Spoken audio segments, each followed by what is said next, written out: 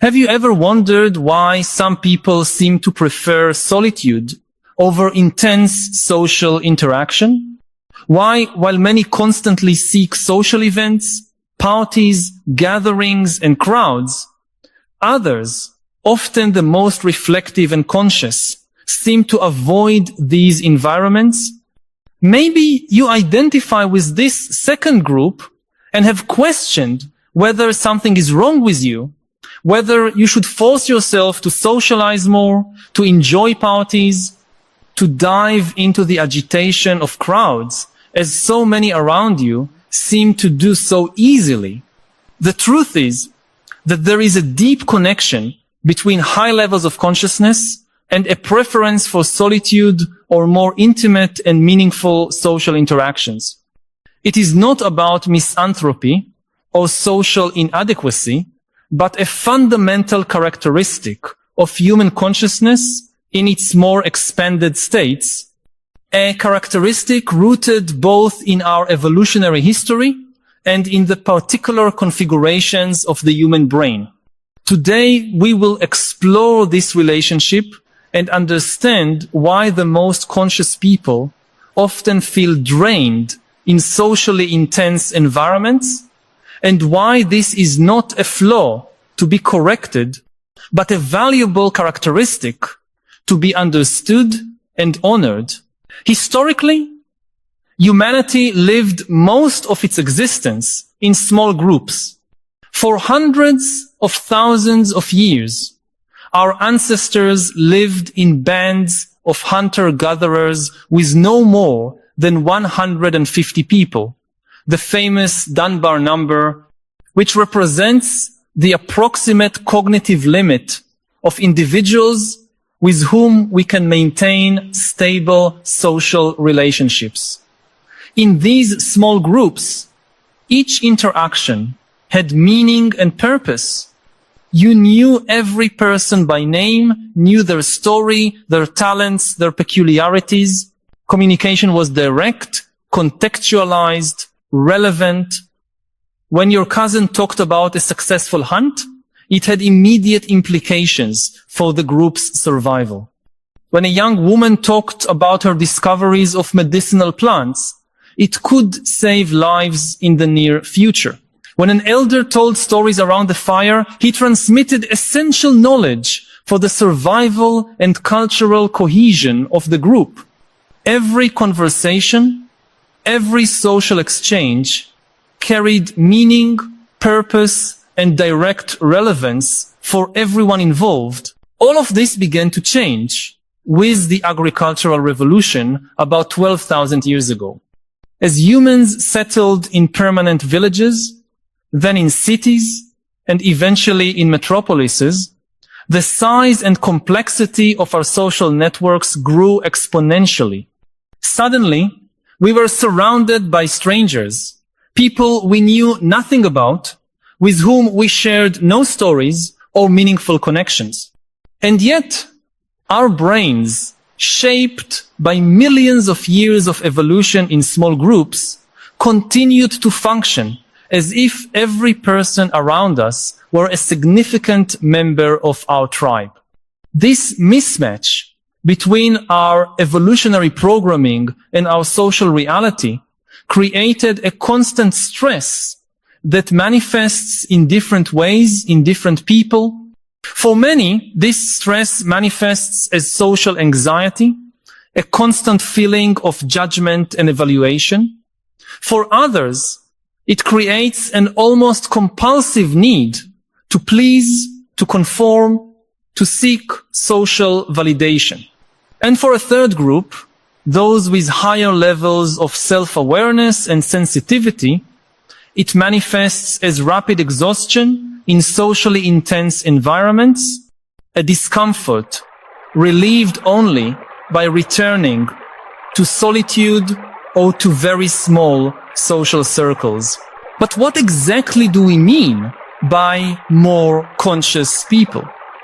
I am not talking here only about intelligence or formal education, although these factors may contribute.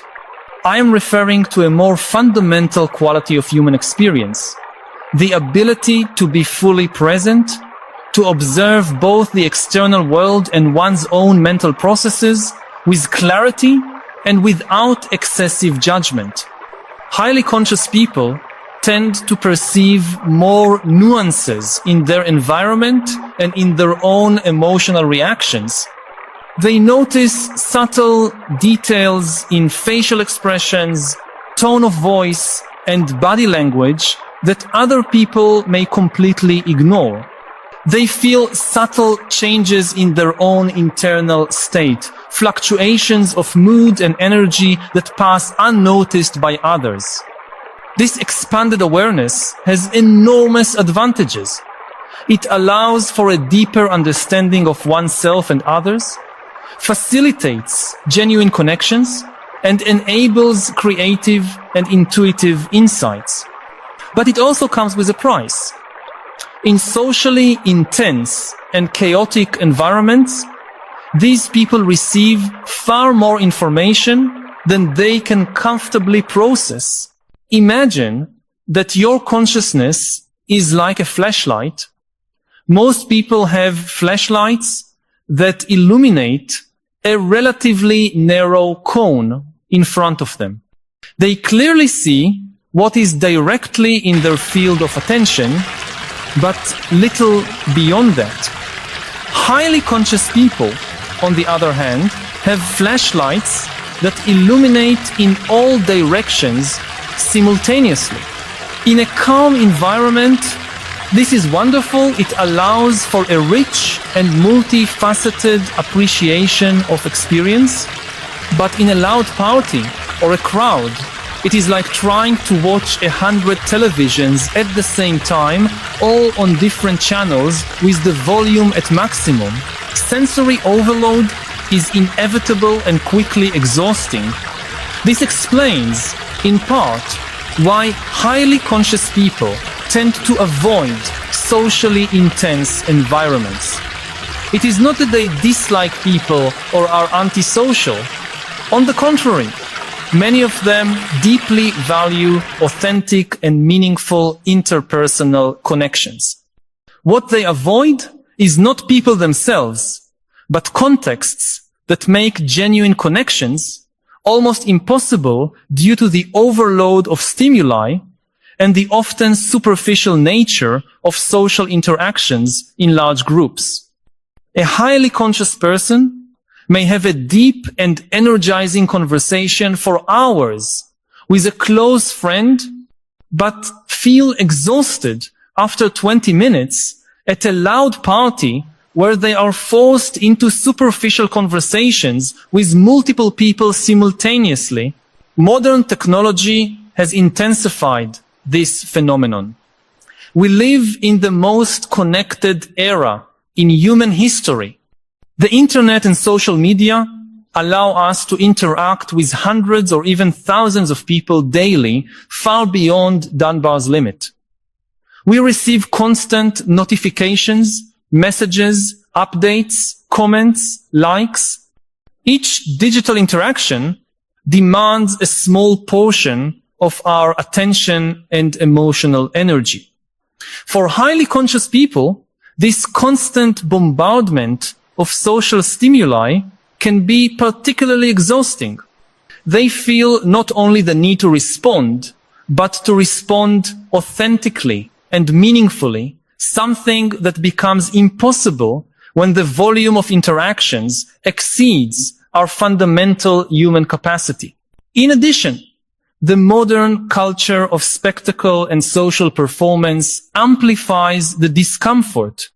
Social networks like Instagram, TikTok, and Facebook have created an environment where each social interaction potentially becomes a performance for an invisible audience. We are not just interacting with the people in front of us, but imagining how those interactions will be perceived by others who may see photos, videos, or accounts later. This additional layer of self-awareness and performance makes social interactions even more draining for people who are already naturally very aware of themselves and their surroundings. Every party is not just a party, but an opportunity to be photographed, filmed, evaluated, compared. Each interaction is not just a moment of human connection, but potential content for social media. For someone who already naturally processes many details and emotional nuances, this additional pressure can make modern social events simply unbearable. There is also an emotional sincerity factor to consider. Highly conscious people tend to value authenticity and congruence between their internal feelings and external expression. In many modern social contexts, especially those with many people, there is implicit pressure to maintain a facade of happiness and carefreeness, regardless of how we actually feel. Demonstrating enthusiasm, even when we do not genuinely feel it, is practically a social obligation at parties, corporate events, and many other social contexts.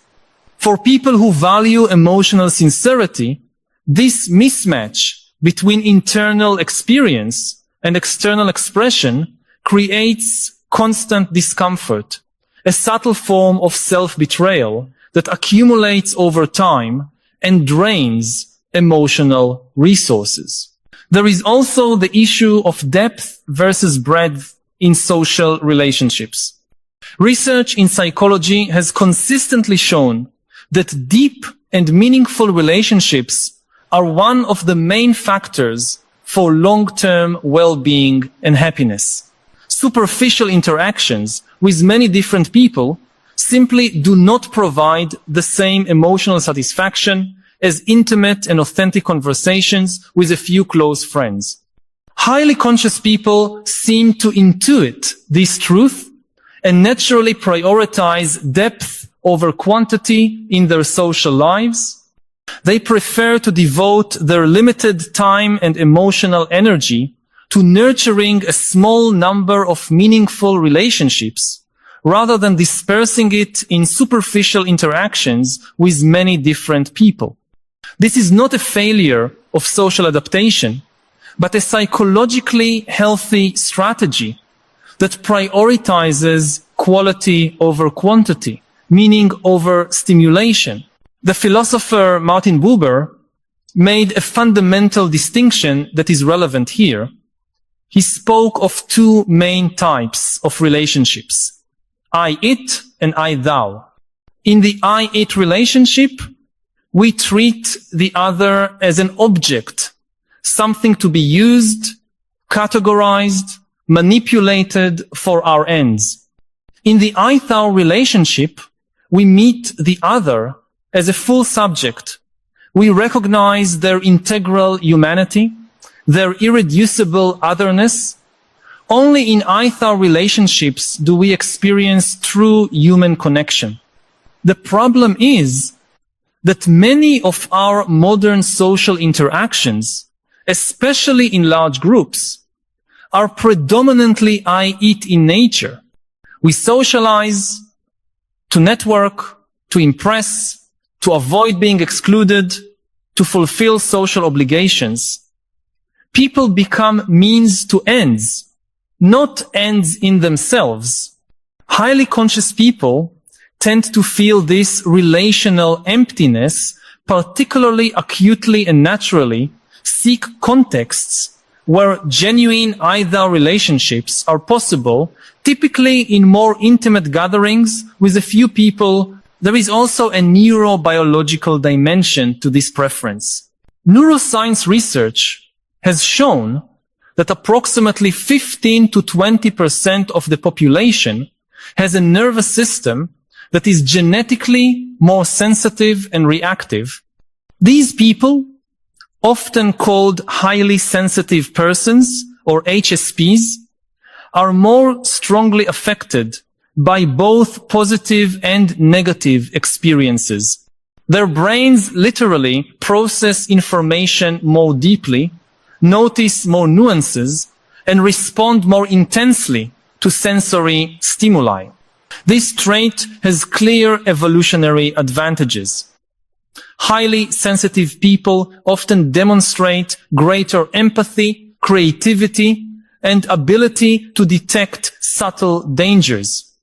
But it also means they reach the point of sensory saturation much faster in stimulating environments like loud parties or crowds. For these people, avoiding socially intense environments is not a whim or weakness, but a physiological self-regulation necessity as legitimate as an introvert's need for alone time to recharge.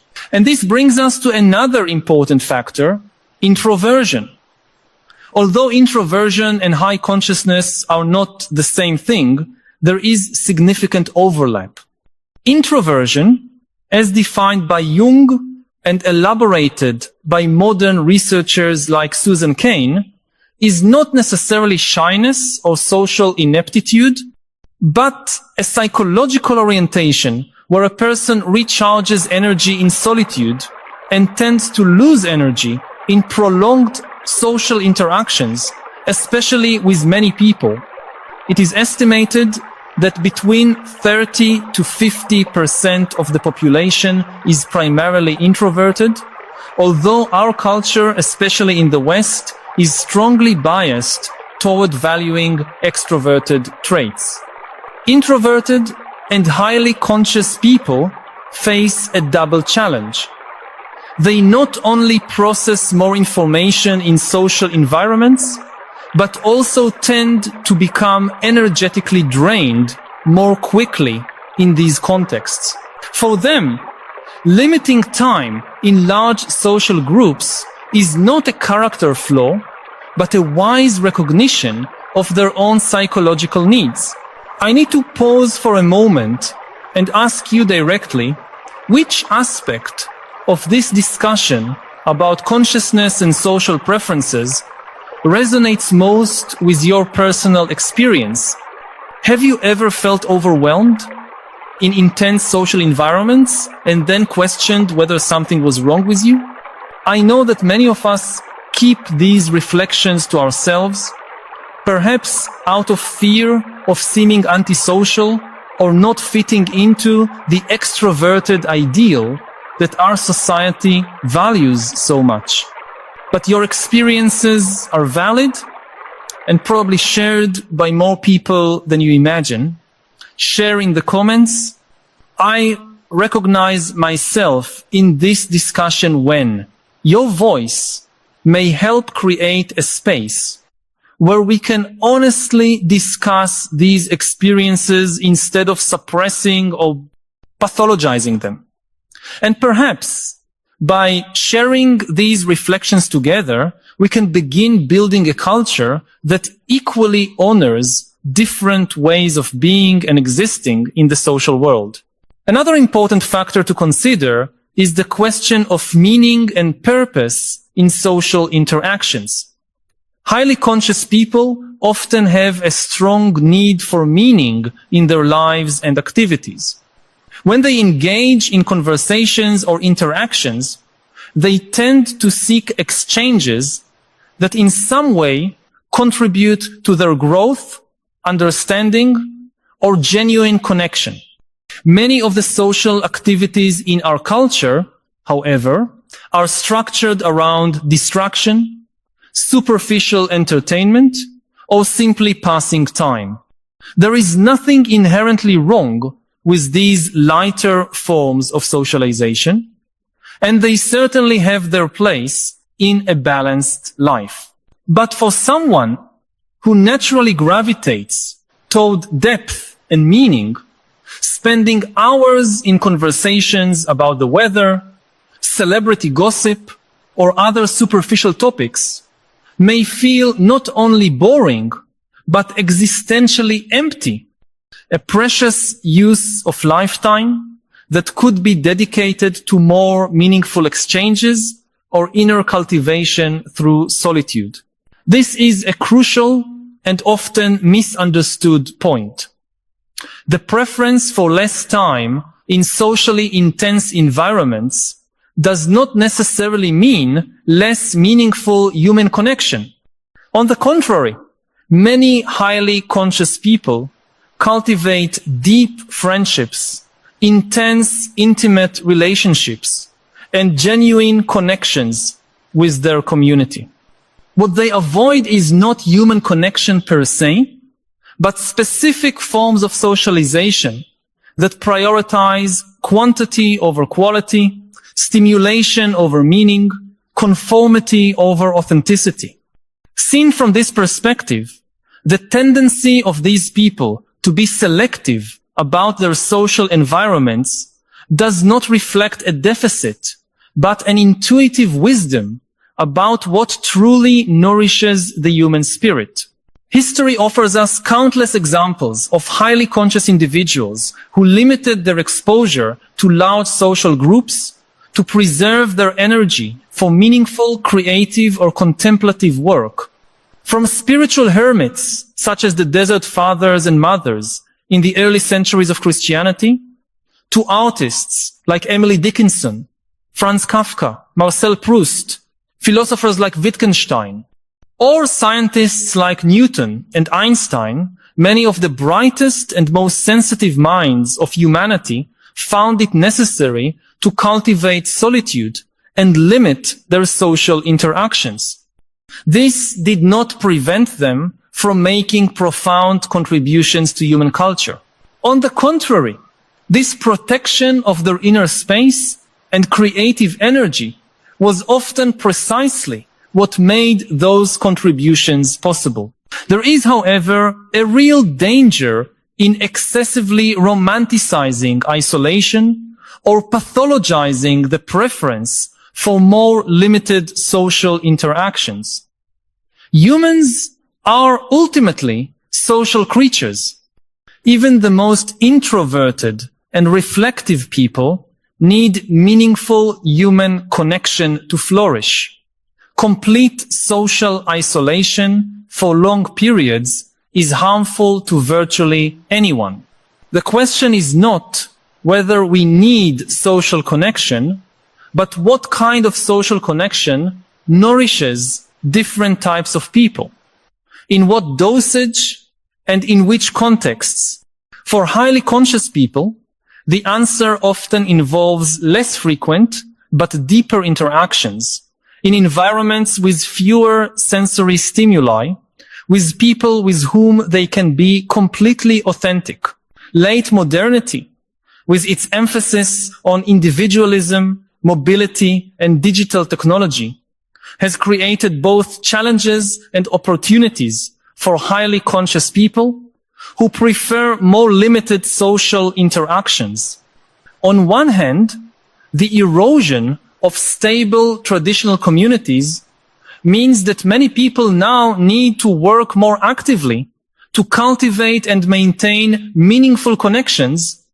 We can no longer simply rely on physical proximity and lasting family ties to provide social context, as our ancestors did for millennia. On the other hand, the same technology that fragmented traditional communities